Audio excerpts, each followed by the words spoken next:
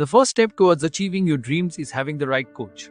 Get the best education with Ayurveda PG Preparation app and make your AIAPGETPSCAMO dreams come true. Download the app now. अब आते हैं last drug and cosmetic act कब बना। अगर आपको हमारा video पसंद आया तो इसे लाइक करें और हमारे चैनल को सब्सक्राइब करें। वीडियो को अंत तक देखने के लिए आपका बहुत बहुत धन्यवाद। ऑल इंडिया पीजीटी में 120 क्वेश्चन आते हैं, उसमें से कुछ पोर्शन लगभग अब हर साल रिपीट होने लगे हैं। उसमें से एक है ड्रग एंड कॉस्मेटिक एक्ट, जिसमें से एक क्वेश्चन हर साल ही आता है। तो आज हम पढ़ने वाले हैं drug and cosmetic act. Hardly 10 minute का टॉपिक है, लेकिन इसमें से एक क्वेश्चन हर एग्जाम में पूछा जाता है। तो स्टार्ट करते हैं। सबसे पहले ड्रग एंड कॉस्मेटिक एक्ट कब बना। तो ड्रग एंड कॉस्मेटिक एक्ट आया है 1940 में। तो हमें ईयर याद रखना है कौन सी ईयर में आया। चिकित्सा के चतुष्पाद होते हैं, उसमें भी कुछ कोई चीज़ एक्स्ट्रा नहीं डलना चाहिए, तो ऐसा 4 और 0 है ना, 40 में आया ड्रग एंड कॉस्मेटिक एक्ट।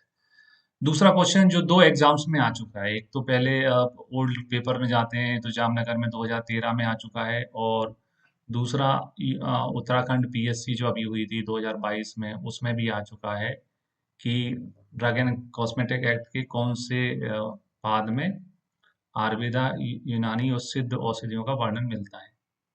तो इसका आंसर जो है वो है चैप्टर 4 ए।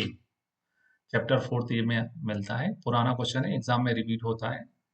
चैप्टर 4 ए में है आयुर्वेदा, यूनानी, सिद्ध और वर्णन। याद रखने का तरीका कि कौन से पाद में है, क्योंकि बार बार क्वेश्चन आता है, हम भूल भी सकते हैं। तो याद रखने के तरीके होते हैं कि चिकित्सा के कितने पाद होते हैं, चतुष्पाद होते हैं, आप सभी को मालूम है। ठीक है, आयुर्वेद में चिकित्सा के चतुष्पाद होते हैं। तो फोर्थ नंबर का पाद है उसमें है, और ए फॉर आयुर्वेदा, ये से आयुर्वेदा, ऐसा करके आपको याद करना। फोर्थ ए फॉर आयुर्वेदा, क्योंकि ऑप्शन में ए बी ऐसा कर भी बनाए जाते हैं आयुर्वेदा। तो अगर आप ऐसा याद रखते हैं तो आपको याद रहेगा कि ड्रग एंड कॉस्मेटिक एक्ट के 4th चैप्टर में जो पार्ट ए है उसमें ये सब चीज़ों का वर्णन है आयुर्वेदा, सिद्ध और यूनानी ड्रग्स का। फिर आते हैं, इसमें बहुत सारे शेड्यूल हैं, लेकिन कुछ आयुर्वेद से रिलेटेड हैं। उसमें सबसे महत्वपूर्ण है शेड्यूल ई। ठीक है, शेड्यूल ई इसलिए महत्वपूर्ण है क्योंकि इसमें लिस्ट ऑफ पॉइजनस सब्सटेंस दी गई है कि कौन कौन सी ऐसी औषधियां हैं, स्थावर, जांगम और रस औषधियां, जिनको ये एक्ट जो है वो पॉइजनस सब्सटेंस मानती है और उनके बारे में अलग से निगरानी रखने की जरूरत है। तो लिस्ट ऑफ पॉइजनस सब्सटेंस जो है उसमें यू में शेड्यूल ई है, उसमें है। याद रखने का तरीका, ई से एक शब्द बनता है अर्न। अर्न का मतलब होता है कमाना। तो आजकल जो है फार्मेसियों का कंसेप्ट ये है कि पैसा कमाएं हम कैसे भी करके, भले हमें जहर बेचना पड़े। तो अर्न मनी, भले जहर बेचना हो, उसके लिए भी तैयार रहते हैं लोग, है ना। तो अर्न मनी, भले जहर बेचना है, उससे कोई फर्क नहीं पड़ता है। तो ई फो अर्न, अर्न जो है अर्न करना है, मनी अर्न करना है, भले क्या बेचना पड़ जाए, उनको जहर बेचना पड़ जाए। तो ऐसा करके आप बार बार बोलोगे ई फो अर्न, अर्न मनी, है ना, भले हमको जहर बेचना पड़ जाए। अर्न मनी, भले आपको जहर बेचना पड़े, ये आप 2-3 बार बोलोगे तो याद हो जाएंगे। इसमें वेजिटेबल जो सब्सटेंस हैं जिनमें जिनको पॉइजन में आते हैं, जैसे आईफेन है, अर्क है, भल्लातक है, भांग है, दंती है, धतूरा है, गुंजा है, जयपाल है, करवीर है, पारसी गवानी, ये सब सम्मिलित हैं। इसमें जो पारसी गवानी है वो वाला क्वेश्चन अभी उत्तराखंड पीएससी में आया भी था कि निम्नलिखित में कौन सा जो है शेड्यूल, मतलब ड्रग एंड कॉस्मेटिक एक्ट के शेड्यूल ई में पॉइजनस सब्सटेंस में आता है। तो ये यूके पीएससी 2022 में क्वेश्चन भी आया है, किसका, पारसी गवानी का। यानी जो औषधियाँ इसमें से दी गई उनमें से कौन सी शामिल है या नहीं है वो पूछ सकते हैं। तो पहले तो ये वेजिटेबल ऑर्गन्स ओरिजिन में आइफेन, अर्क, भल्लातक, भांग, दंदी, धतूरा, गुंजा और बहुत भी लिस्ट है। बसना अब इसमें लिखा नहीं है मैंने, स्नोई है, वो भी है। इसके अलावा एनिमल ओरिजिन में सांप का विष आ जाता है ना। तो कई औषधियों में सर्प विष का भी प्रयोग किया गया है। इसके अलावा मिनरल्स ओरिजिन्स में चले जाते हैं तो इसमें गौरी पाषाण आता है, जिसको आर्सेनिक कहते हैं, हरताल आता है, मनासिला आता है। ये तीनों ही आर्सेनिक की जो है वो स्रोत हैं। पारद है, मरकरी जो हमारा मेन कंटेंट है, रस कर्पूर है, तुत है, कॉपर सल्फेट। हिंगुल है, सिनेबार, हिंगुल भी इसमें आता है क्योंकि वो भी मरकरी का सोर्स है। सिंदूर है, रेड ऑक्साइड ऑफ लेड, और गिरी सिंदूर, ये सभी जो है पॉइजनस सब्सटेंस के अंतर्गत गिने जाते हैं और इनका वर्णन शेड्यूल ई में दिया हुआ है। ई फॉर अर्न मनी भली पॉइजन बेंचो, याद रखना है आपको। हिंगुल भी ध्यान रखना है, हिंगुल इसमें आता है। तो ये हो गया शेड्यूल ई। अब बढ़ते हैं शेड्यूल एफ कैसे संबंधित है। तो शेड्यूल एफ जो है वो ब्लड बैंक से संबंधित है। याद रखने का तरीका कि ब्लड बैंक से कैसे हम याद रख सकते हैं। तो सलमान खान की भी पिक्चर आई थी एक, सुल्तान, उसमें उसको ब्लड बैंक बनाने के लिए फंड चाहिए था, जिसके लिए फिर वो फाइट करना दोबारा से चालू करता है। तो ब्लड बैंक का क्या चाहिए, हमें फंड चाहिए, धन चाहिए उसके लिए। तो जो है F for fund, blood bank के लिए फंड चाहिए हमें, ऐसा याद करेंगे। फिर आता है शेड्यूल जे, जे फॉर जो है, जे से अपन यहाँ रखेंगे जादूगरी। इस शेड्यूल में ये बताया गया है कि 51 ऐसी डिसीज हैं, असाध्य हैं, जो कि प्रिवेंट या क्योर नहीं हो सकती हैं, उनकी लिस्ट दी है। तो उसमें आप ऐसे दावा नहीं कर सकते हैं कि मेरे द्वारा एड्स का सर्दियाँ इलाज किया जाता है, मेरे द्वारा कैंसर का बिल्कुल 100% इलाज कर दिया जाता है। आप क्योंकि आपने आयुर्वेद में बहुत अच्छी भाषा लिखी है कि प्रत्याख्ये कहकर, असाध्य बोलकर चिकित्सा करें, झूठ नहीं बोलें। तो वो इसमें लिखा है कि आप 51 ऐसी डिसीज हैं, लिस्ट दी है, जिसमें आप क्लेम नहीं कर सकते हो कि आप उनको प्रिवेंट या क्योर कर सकते हो। याद रखने का तरीका है कि जे फॉर जादू, है ना, जादू दिखाते हैं ना कि हमारे पास आओगे हम बिल्कुल ठीक कर देंगे।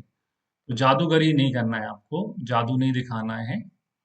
जैसे जादू 51 डिसीज में आपका जादू नहीं चलने वाला है, ऐसा ये एक्ट बोलता है कि वो उनमें प्रिवेंट का और क्योर का क्लेम नहीं कर सकते हो। फिर आते हैं शेड्यूल टी। शेड्यूल टी बहुत ही महत्वपूर्ण है, जो कि कई बार एग्जाम में पूछा जा चुका है। शेड्यूल टी जो है वो उसमें जीएमपी जो होता है, जीएमपी का मतलब होता है गुड मैन्युफैक्चरिंग प्रैक्टिसेस। एक आदर्श फार्मेसी डेवलप करने के लिए आपको कुछ शासन के रूल फॉलो करने पड़ते हैं, चून का, बटी का, सवारिस्ट का, इनके सेक्शंस अलग होने चाहिए, मशीन लेटेस्ट होना चाहिए आपको। इसके अलावा वर्कर्स जो है क्वालिफाई होने चाहिए, ये सारे रूल्स उसमें दिए हुए हैं। ड्रेनेज का सिस्टम होना चाहिए, बेस्ट मटेरियल मैनेजमेंट होना चाहिए, पर्यावरण का होना चाहिए। तो ये सब इसमें दिए हुए हैं जीएमपी रूल में। तो जीएमपी रूल आपको फॉलो करना है अगर आप आयुर्वेदा, सिद्ध, यूनानी कोई फार्मेसी चला रहे हैं, संचालन कर रहे हैं। अन्यथा टी से उस पे ताला लग जाएगा।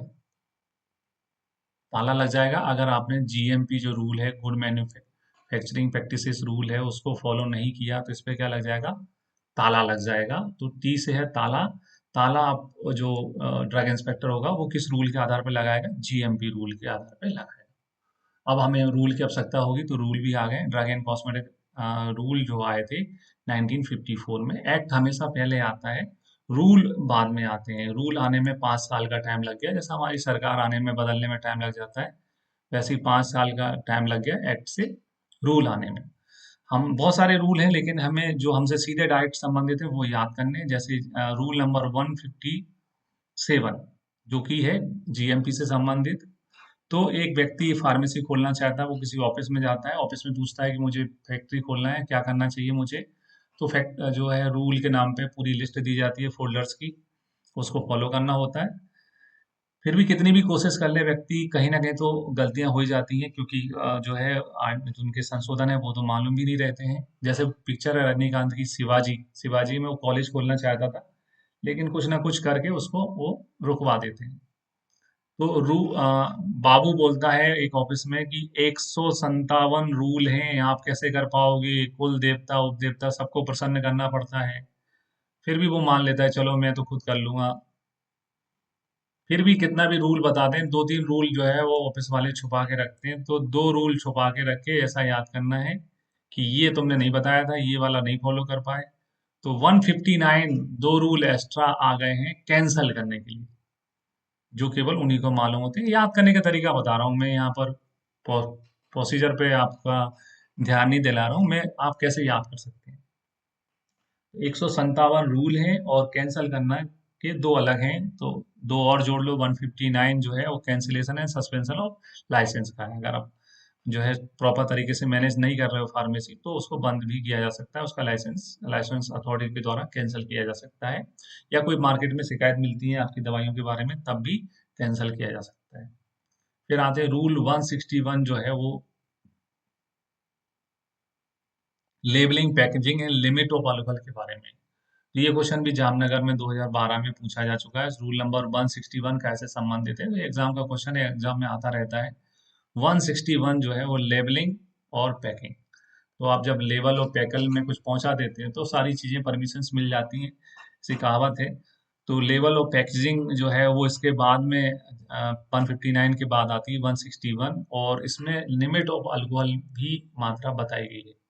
तो लिमिट ऑफ अल्कोहल से संबंधित कौन सा रूल है वो भी एग्जाम में आता है, 161 है, ठीक है। और इसमें ये बताया गया है कि for Ayurvedic Siddha and Unani drug there shall be a considerably displayed on the level of container और package of a Ayurvedic Siddh Unani drug, the list of all ingredients used in the manufacture of preparation together with quality of each ingredient। यानी आप जो भी ऐसी कोई दवाई बना रहे हैं जिसमें कोई पॉइजनस सब्सटेंस डला है उस तो या उसके अलावा उसको मार्क करना है, और जितनी भी औषधियाँ उसमें बताई गई हैं उनकी मात्रा, घटक सब बताने हैं लेवल पे, आपको उसकी पैकिंग के लेवल पे बताने हैं। इसके अलावा अगर उनका इंटरनल यूज होने वाला है ह्यूमंस में, तो आपको लिखना है कि to be taken under medical supervision, यानी डॉक्टर की सलाह से सेवन करें, ये भी आपको उसमें लिखना है, हिंदी इंग्लिश दोनों भाषाओं में। फिर आते सबसे महत्वपूर्ण चीज में, वो है अल्कोहल की limit of high content of alcohol. जैसे हम सभी को मालूम है जो बियर होती है उसमें अधिकतम मात्रा जो अल्कोहल की है वो 5 से 7% ही होती है, 5 से 7% नहीं होती है। लेकिन आयुर्वेद के बहुत सारे प्रिपरेशन है जो अल्कोहल बेस्ड होते हैं, आशा वरिष्ठ हैं, तो उनमें अल्कोहल ज़्यादा मात्रा में ना हो जाए यूज, इसलिए उनकी पैकिंग घटाई गई। तो कपूरा सब, अहिफेना सब और मृग मदा सब, ये 3 हैं, इनकी पैकिंग 15 ml की बताई है। तो याद रखने का तरीका, जैसे बॉलीवुड में फेमस है जो कपूर हैं, वो डेली जो है शाम को कुछ ना कुछ पीते हैं अल्कोहल के रूप में। तो कपूर जो है ड्राई डे के दिन अल्कोहल सेवन करना चाहते हैं, तो उन्होंने क्या किया, कपूर ने आहिफेना सब जो है वो के मार्ग पे चले गए। आहिफेना सब यानी कि हम आज बियर नहीं मिल रही तो आहिफेना सब बुला लेते हैं। तो कपूर गए किसके मार्ग पे, आहिफेना सब के मार्ग पे। कपूर, कर्पूरा सब, आहिफेन और मृग मदा सब का मार्ग ले लिया अपन ने। तो फिर भी कितनी भी बोतल आप तो नहीं मिलेंगी, तो अधिकतम 15 बोतल से हमने काम चला लिया। 15 ml की पैकिंग में ये तीनों आते हैं, ऐसा आपको याद रख लेना है। कपूर आइफेन के मार्ग में गए, कितने ml की पैकिंग के रूप में आते हैं, ये 15 ml की पैकिंग के रूप में आते हैं। ये क्वेश्चन बहुत पूछा जाता है, कितने ml की पैकिंग में आते हैं, ये भी पीजी एग्जाम में पूछा जाता है। इसके अलावा कुछ ऐसी प्रिपरेशन होती है जितनी पुरानी होती जाती है उनमें अल्कोहल की मात्रा बढ़ती जाती है। तो मृत संजीवनी सुरा में अधिकतम अल्कोहल की मात्रा जो रखी जा सकती है वो 16% रखी जा सकती है। इसके अलावा ये महादाक्षा सब जो है उसमें अल्कोहल की मात्रा अधिकतम 16% रखी जा सकती है। तो मतलब बियर से ज्यादा तो हमारी जो है महादाक्षा सब और संजीवनी सुरा में होता है। ये डायलॉग आपने सुना होगा कि उनमें अल्कोहल ज्यादा होता है, परसेंट में 16% होता है। 16 साल में हमारे यहाँ शुक्र और आर्तव विद्वान हो जाता है, ऐसा कहते हैं, वैसे ही 16% यहाँ पर है। पैकिंग थोड़ी इनकी अलग है। पैकिंग में बताया गया है कि मृत संजीवनी सुरा की पैकिंग अधिकतम 30 ml की रखी जा सकती है, ठीक है। तो ये डबल कैसे होगी, 15 थी यहाँ पर, डबल कैसे हुई, इसमें 2 चीजें आती हैं, एक मृत भी आता है और एक संजीवन भी आता है। मतलब एक व्यक्ति मर भी रहा है, जिंदा भी हो रहा है पी के। तो ऐसा याद करने का तरीका है कि मृत और संजीवन 2 चीजें आती हैं तो डबल मात्रा, दुगनी मात्रा हो जाती है। ऐसा मर के फिर से जिंदा हो गया, दोबारा पुनर्जन्म मिल गया, दुगनी मात्रा की पैकिंग में आता है 30 ml में, ऐसा याद करना है। और महादाक्षा सब तो अंगूर हैं, अंगूर हम खरीदने गए तो हमें अंगूर वाले ने बोला कि 120 रुपए किलो है, और तो हमने कहा तुम एक काम करो, अंगूर छोड़ो, महादाक्षा सब ही ले लेते हैं, है ना। तो दोनों 120 रुपए में आ रहे हैं, तो हमने अंगूर लेना है कि महादाक्षा सब लेना है, वो डिसीजन ले लिया। महादाक्षा सब में भी जो है पैकिंग जो है वो 120 ml में यूज की जाती है। तो अंगूर हैं, खाद्य पदार्थ हैं, तो ज्यादा अपन मना नहीं कर सकते लेने में, है ना। तो यहाँ पर मात्रा सबसे अधिक महादाक्षा सब की है पैकिंग के रूप में 120 ml।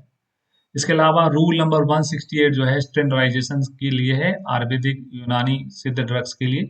तो स्टैंडर्डाइजेशन एक दवाई का यूज करने से तो फायदा होगा नहीं, पूरे अष्टांग का करना पड़ेगा। लोग कहते हैं पंचकर्म स्टैंडर्ड कर लो, सल स्टैंडर्ड कर लो, ऐसा नहीं, सभी का करना पड़ेगा पूरे अष्टांग का। तो 168 वो स्टैंडर्डाइजेशन से संबंधित है। फिर इसके अलावा एक चीज हमें और याद रखना है, वो है ड्रग एंड मैजिक रेमेडी जो है एक्ट 1954। तो 9 साल बाद 45 के 9 बाद 54 में आया ड्रग एंड कॉस्मेटिक, मतलब रूल के बाद में ड्रग एंड मैजिक रेमेडी जो है ऑब्जेक्शनल एडवर्टाइजमेंट एक्ट जो है 1954 में आया, 9 साल बाद 45। और इसका उल्टा है, मतलब यहाँ पर रूल बताए जा रहे हैं, यहाँ रूलों को तोड़ा जा रहा है। ये 45 को हम उल्टा कर देते हैं, उल्टा तो कितना हो जाता है, ये 54 हो जाता है। ठीक है, उल्टा कर दिया इसको, ये 54 हो गया। जैसे कोई कानून सरकार अच्छे के लिए लेके आती है, जैसे ये कानून है कि आप अखबार में ऐड देके टीवी पे प्रचार करके कोई भी ऐसी चीज नहीं बेच सकते जो मिसलीडिंग हो। जैसे आपने कहा कि संधिशुदा से हमारे घुटने ठीक हो जाते हैं, या मधुमेह नाशनी खाने से मधुमेह ठीक हो जाता है, तो ये इस एक्ट के अंतर्गत जो है इसमें कानूनन मनाही की गई है। और लोग इसका उल्टा करते हैं। उल्टा क्या करते हैं, उन्होंने कहा है संधिशुदा लगाने से आपके घुटने ठीक हो जाते हैं, और टू बी वो नीचे लिख देते हैं एक लाइन की, ऐसे ऐसा डिस्क्लेमर में मना कर देते हैं कि ये हम दावा नहीं करते हैं, लेकिन एड में करते हैं। डिस्क्लेमर पहले चला देते हैं। अब इस भ्रामक में आगे लोग संधिशुदा खरीद लेते हैं। सपोज 1 करोड़ लोगों ने खरीद लिया, तो कंपनी को तो खूब फायदा हो गया। 10,000 लोगों ने शिकायत की कि हमें मुआवजा दिया जाए, हमारे तो घुटने ठीक नहीं हुए, तो कंपनी बोलती है ठीक है 10,000 लोगों के पैसे लौटा दो, डबल लौटा दो, उन्हें उसका कोई घाटा नहीं होता। लेकिन तो इस कानून का उल्टा यूज होता है, उल्टा। अच्छे के लिए बना है, लेकिन यूज कैसा होता है, उल्टा। कि कितने लोग मना करने मांगने आ जाएंगे पैसे कि हमारे 120 रुपए या 400 रुपए संधिशुदा के लौटा दो, करोड़ों में से 1000 उनके लौटा देंगे। तो उल्टा है ये 54 का जो है, रूल में आए 45 में, और ये आए 54। सन ही आता है इसका याद में। तो ये था topic drug and cosmetic act का। इसमें से एक क्वेश्चन हर एग्जाम में आता है ना। अगर आपको वीडियो अच्छा लगा है तो इससे लाइक करें, हमारे चैनल को सब्सक्राइब करें। अगर आपको हमारे नोट्स चाहिए ऐप में, से डाउनलोड करके हम मंगा सकते हैं, लिंक डिस्क्रिप्शन में दी है, आप देख सकते हैं। धन्यवाद। अगर आपको हमारा वीडियो पसंद आया तो इसे लाइक करें और हमारे चैनल को सब्सक्राइब करें। वीडियो को अंत तक देखने के लिए आपका बहुत बहुत धन्यवाद।